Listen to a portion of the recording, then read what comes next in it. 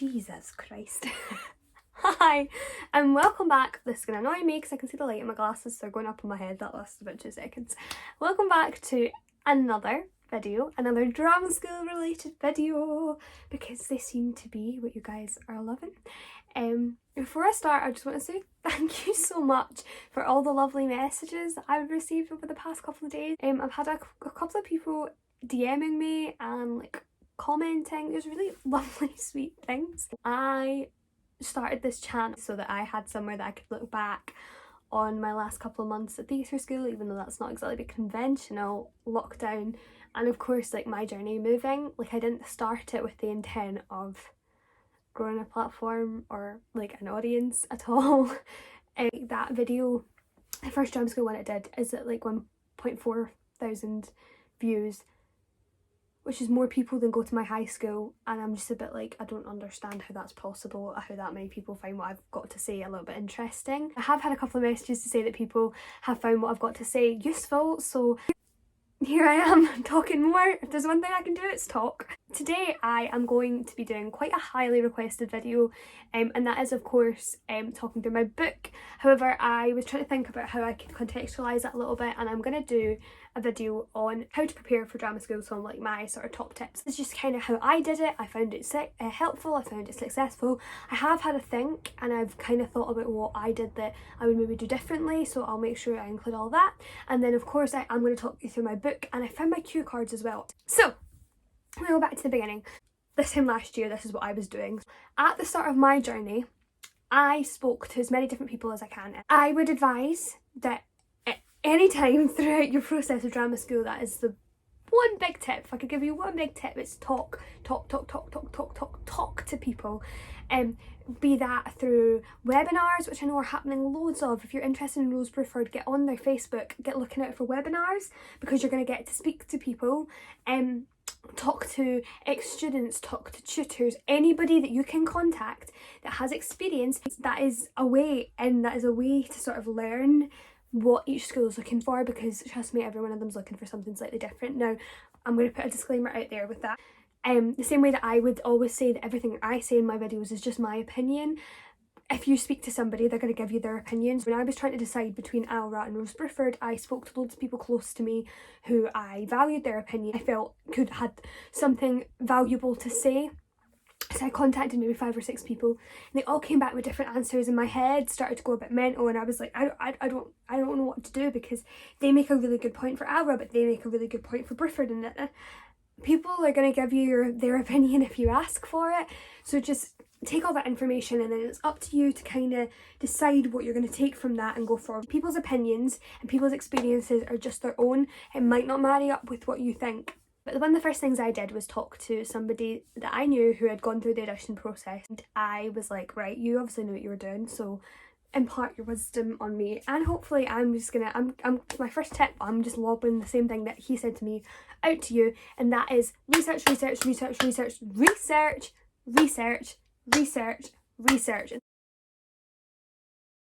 until you are blue in the face. So how I started my journey, and how for you people out there, how I would suggest you start your journey, is to grab a notebook, any notebook, plain notebook, and look up every single school that could possibly interest you. Like a really good tip is to look up websites like the CDMT, I think it's ADMT, I might be making that up, and like the FDS, so Federation of Drama Schools.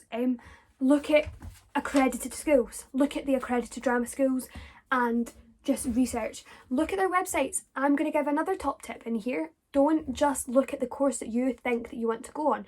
If I'd done that with Bruford, I wouldn't have found American Theatre Arts. I mean, I probably would have heard about it at the open day because I went, but if I hadn't have gone to the open day and I hadn't have done my research properly, then I wouldn't have known that existed. And it was the course that was perfect for me, and I mean perfect. I know Bruford has European Theatre Arts, Theatre for Social Change. There is another one which is acting based. They've got the MA, they've got loads of acting courses, so it's not explicitly BA acting. Same with East 15 has loads. So write down everything you can about the courses you're interested in. Write down what is on the course content, write down what you do for showcase, what the benefits are, what grads went there, what agents those graduates signed with, what are those graduates working. Write down all the information that you can possibly squeeze out of all of those schools, and then lay them all out, and you'll have a fair few and go, right, where do I want to audition?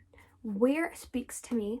I did this so I can tell you the schools that I first of all appealed to me. I obviously researched them all, and then I pulled out Mountain View GSA, RCS, Birmingham Conservatoire, Rosebriford for acting and American Theatre Arts, East 15, Alva, MGA and Royal Welsh. What, and LIPA, I forgot about LIPA.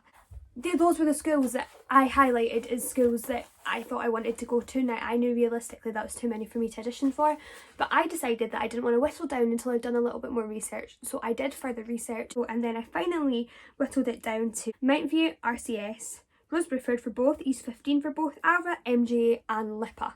If you go and look at my first drama school video, I talk about why I took some of those out in the middle of audition season. There was logics behind it, but yeah, if you want to know more about that, go and watch the first video. Well, I would have put in Royal Welsh and I would have put in Bristol Old Vic if I'd done it again, just in case you're interested.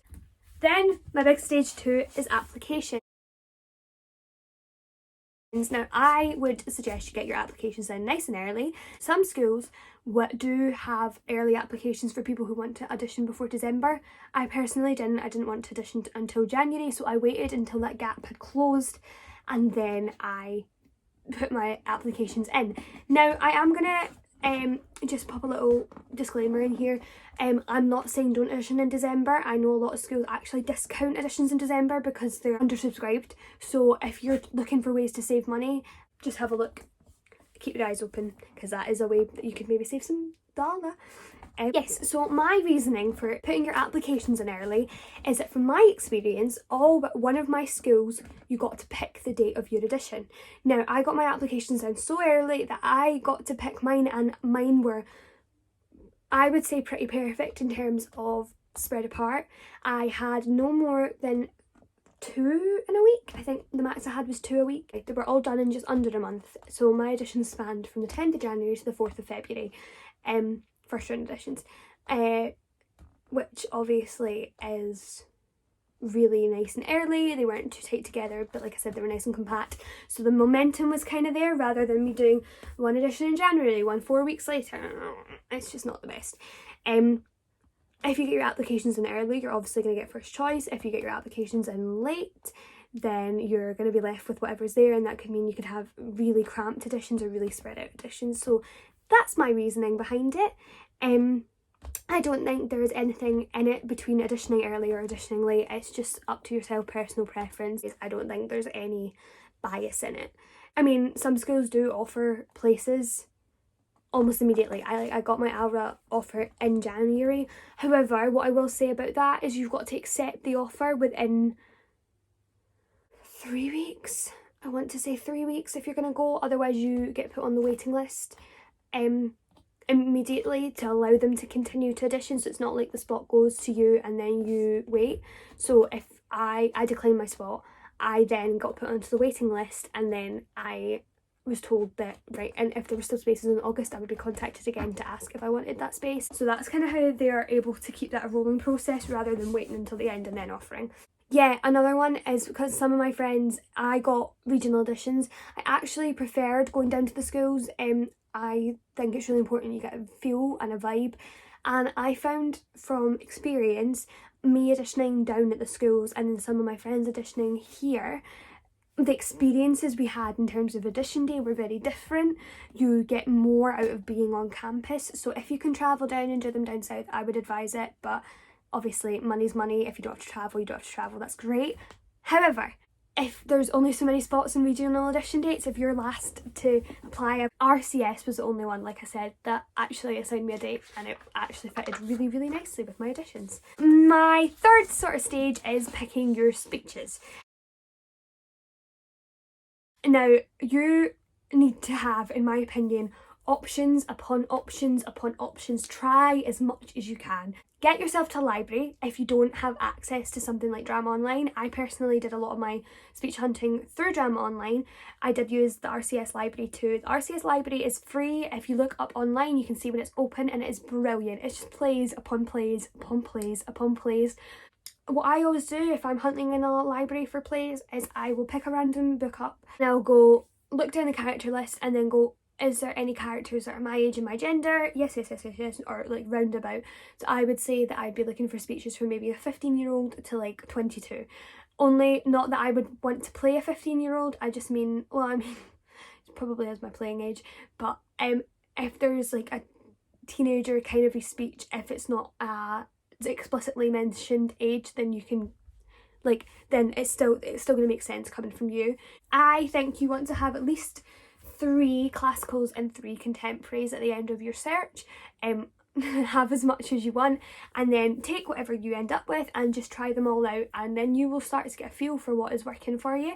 So just to let you know what how my experience was, I found it a lot easier to find classicals that I like than contemporaries, but then I think that's because I like to really connect to a contemporary piece. It's a lot harder to connect to a classical piece. There's not very many characters like that are teenage. That tends to be like the main thing we have in common with these characters, and then you kind of draw out from the text things that you can relate with. So Juliet is like, we all know what, well, the majority of us know what being in love's like, so you can draw on that, but the actual circumstances a lot of the time are not things that we directly connect to the same way we do with contemporaries. So I find it a lot easier to go with, yeah, okay, I can work with that with a classical, whereas a contemporary I can be quite fussy. I had 5 classicals and 3 contemporaries by the end of my search. From the 3, I would say try and look for 3 that you come up with, pick 2 and then pick 1. Especially if you're going for an acting audition, I would learn the 2 that you pick for each, so that you have the one that you know you're going to go in with and nail out the park, and then the one that you also could knock out the park if you like want to change it up, or if they ask to see something else. Just it's good to have a safety. For my classicals, the reason I didn't pick Cressida is I felt the character didn't suit me. After playing, I really liked the text, but I did a lot of work on it. I learned it, I got it up on its feet, I tried to sink into Cressida, and I just felt like me and her, we weren't gelling. There's nothing wrong with that, and obviously if I was cast as Cressida I would work to get around that, but when I knew that there was other speeches, I'm just going to swiftly move on.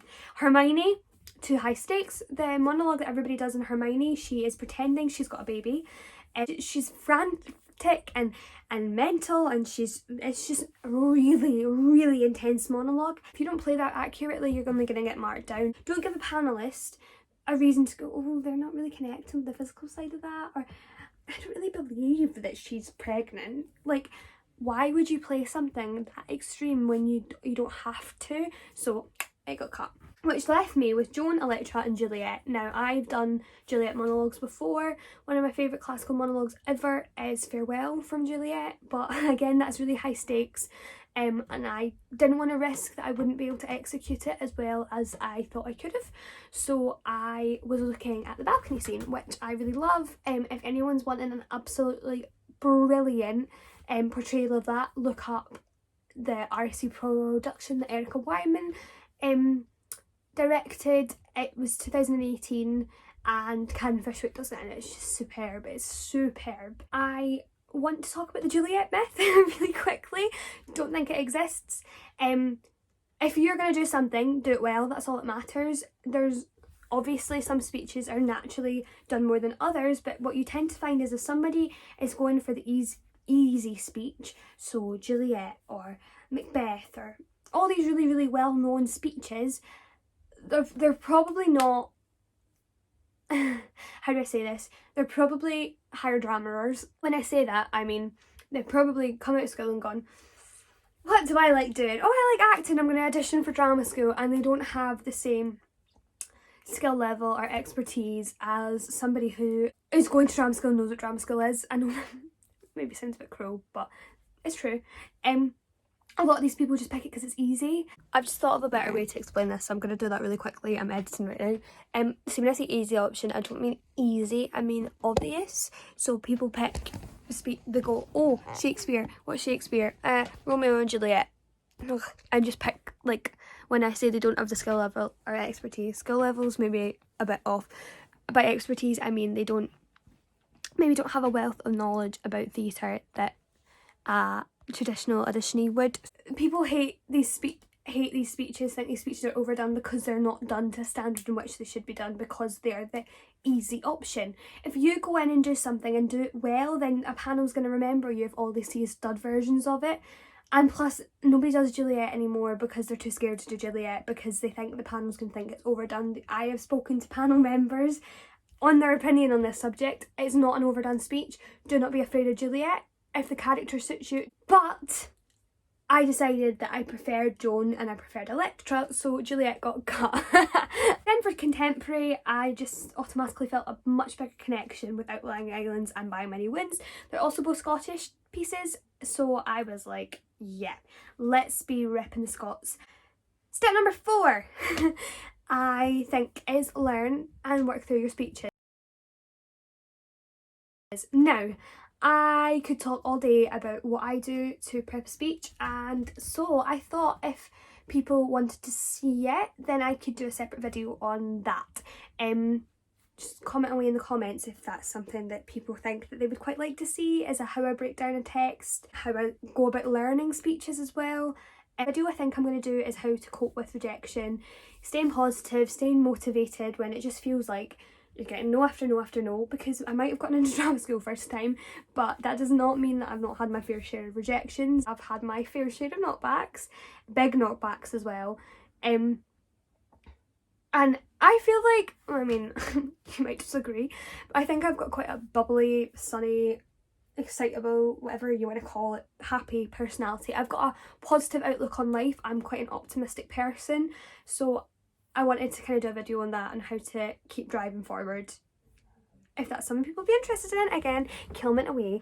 Step number 5, I think, is to look at your Q&A questions, look at your knowledge behind your speeches.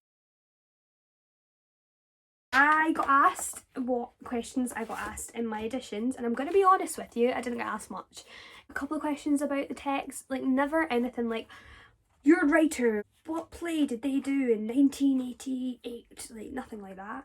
I got told by a panellist once, not in an audition, a guy that does panel work, that if you get a tough interview, it's probably because they're trying to push you and see if you break. And that's probably because they like you, so don't panic about a bad interview. A first big tip for you is, I found using cue cards really, really useful, and I'm going to tell you why. Really, I saw a lot of people with like notebooks with notes scribbled out with like questions and answers. Like when you're sitting waiting to go in for an interview, you do want to be going over things just so it's all swimming forefront of your brain. But the reason I did it like this is because every single one of my auditions had a different combination of speeches that I was using, and I wanted to have an easy way to just read over the notes that I needed to read over. So like each of my speeches was colour coordinated, and then I had my questions a different colour as well, so I could literally just go, okay, I have my contemporary and then I have to do my devised piece as well, and I've got questions on those. So there we go, I've got questions, I've got my devised, and I've got my contemporary, and this is all I need today. The rest of it can go away and I don't have to look at it. No confusion, no mess, really, really easy. I think the most important questions to think over is about you. Know some fun facts about yourself. Know why you want to study at each school. Every single school, I drew a little mind map for each one, and I just read it the morning before I went in, because there will be a reason. We've gone through this whole process. You've picked these schools, so why? No, because they might ask you, why us? Why not Bird? Why not Lane? Why not Rada? Why us? That's the question you want to be able to answer. I think you need to have an awareness about yourself before you go into an industry like this. So I prepared an answer to why me, why I felt like I had something new to bring to the table. A lot of these schools now, they're trying to build diverse classes. They don't want robots, they don't want people looking the same. Some schools still do. We won't get into that one right now, but know what makes you special, what makes you different, what makes you stand out. In terms of your text, I would always write a plot summary to have with you so that you can read it over. Plot summary and a scene summary. So you want to know exactly what is happening in right before the scene that you do. And then you also want to know what's happening in the play. Read your play, read your damn play, okay? There's no excuse for not reading your play. And if you really can't be bothered reading it, then watch it. And then afterwards, if you're still struggling, look up a plot summary and use that to help you formulate your own plot summary so you know exactly what's going on. Know your playwrights, know why you think your character relates to you, and of course know why you picked the piece. But like, these are all things that you should know within yourself. If you don't know your plot, if you don't know what your character is. Oh, I always do character traits as well, so write a wee character biography. If you don't know these things, you're not going to act it successfully, never mind the interview. So all that stuff should be stuff you already know. If you're not doing the groundwork, then you're not doing your job. But nothing like major and out there, and I never got asked any tricky questions. I would know some work that you've seen over the years that you liked and didn't like. Be honest. Just be honest. See if you saw something and you thought it was pants. At least you're having an opinion. Like, if you can justify why you thought something was pants, then why would you not say that? And then at the end of this whole process, you have my book. The theory behind the book, I get asked a lot, is that I had notes everywhere and anywhere and all over loads of different bits, and it was really driving me up the wall because I couldn't find things, I was losing things, and I was just stressed, and I was like, I need nice, neat, clean notes that right before my audition, same as the cue cards, all the information just needs to be there. So in the front page, I had all my auditions on the dates they were on and the times they were on in order. Then I have each of my speeches with a little checklist I did as I was working through, so that right before my first audition, I knew that I'd done everything I needed to do to work on these pieces. In that list I had, I've actioned it, I've blocked it, I've learned it, I've read the play, I know my plot synopsis, I know why I picked it, I know why I relate to the character, and I know my playwright, and I wrote the first line of the piece because I often forget first lines of pieces. Don't know why, it's just something that I do. And then I had these pages. What I had written at the top is if it was an independent, so it was a school that does audition processes themselves, if it was through UCAS or if it was through QCAS. That was just for my own like brain. Then you can see I have got ALRA written at the top. I have a little box because I went through after every audition and I did a wee ticky box, I've done it. Then after I'd been offered a place, I did write that in. I had the audition date written beside the top, and then all this information you see is information that I found on the website and in the emails I was sent to do with my audition. That was so I didn't have to go hunting for emails and go, what time do I start in the morning? It's there. What am I doing tomorrow? It's there. What are they looking for? It's there. It's just to make your job easier. And I did this, as you'll see, for every single school. Then at the back, I had my monologues actioned, and with my intentions and my objectives written out really super neatly, not on my first original copy, which was really messy, just so that I could read it through once. I also, for my classical, had words that before my audition, before I started working on it, I didn't know what they meant, what they do mean, so that I really had a clearer idea of what was going on in my brain. And literally, that was it. That was the book. It was just really, really neat notes, all written out, nice and fresh. I hope that kind of helps. The last thing I'm going to talk about is the sort of night before and the day of. The night before, if you are travelling to the audition and it's going to take you a couple of hours to get there, I would advise staying the night before, only because for me, I knew that for all of mine that were down south, I had a 10-15 minute walk. We did the walk before the night before. I knew exactly where I was going. I knew where the front desk was. I knew what time I had to get up in the morning. I knew where I was going. I wasn't going to get lost. Like, just alleviate the amount of things that can go wrong. Don't leave anything to chance. Don't leave anything to stress you out on the day of it. The only thing you're focusing on is doing a good job, not, oh my god, I was late. Oh my god, I was this. Oh my god. Oh my god. Don't leave it to chance. Just don't. Regardless, get a good night's sleep. I know that's really like hard and rich to say because it's terrifying, but try. Go for a bath if that relaxes you. Go over everything once. I can never ever do things the morning of. The morning of an audition, I am way too nervous to even think about or start to think about doing it, so I just don't. I always do it in the morning of, the night before even. Just run everything one more time, be sure it's in the body, done. Trust in yourself that if you have done the work, you know what you're doing now, and you need to then just have that self-belief. The morning of, walk in with your head held high, walk in with a positive attitude, walk in with a belief that you belong there. Optimism, be your bright, bubbly self. Don't shrink away, but stay present and just enjoy it. Just enjoy the experience, because you know what? You might not be back in that school ever. You might not. I loved my day at Alra and I'm so glad I did it. I will never get to study at Alra, but I enjoyed and I took everything I could from that experience, so I have no regrets about that experience. So just soak it all in and remember, each audition is a learning curve. I think the most important thing to remember when you're auditioning is when you walk into the room, do those monologues, you're doing the thing you love that you want to do for the next few years. That's not scary. For if you're an actor, auditioning is terrifying, but doing a speech is where we are at home, is where we're comfortable, that's our safe space. So revel in that and then push and just nail it. Don't leave anything, don't regret anything. Leave all on the table, and then you know you couldn't have done any better, and you're not going to beat yourself up about it next time because you know you've done everything you could have. And if it doesn't go your way, it doesn't go your way, but you know it's not down to you, it is down to any number of things. So be you, be happy, be present, and freaking smash it. I feel like that's always me after I film these videos, because I just talked for 40 minutes straight without breathing. I hope that was of somewhat help, and if you've got any questions or anything you would like to see, do comment or DM me. My Instagram is eve.elizabethxo. Yeah, and I will see you very, very soon with another video.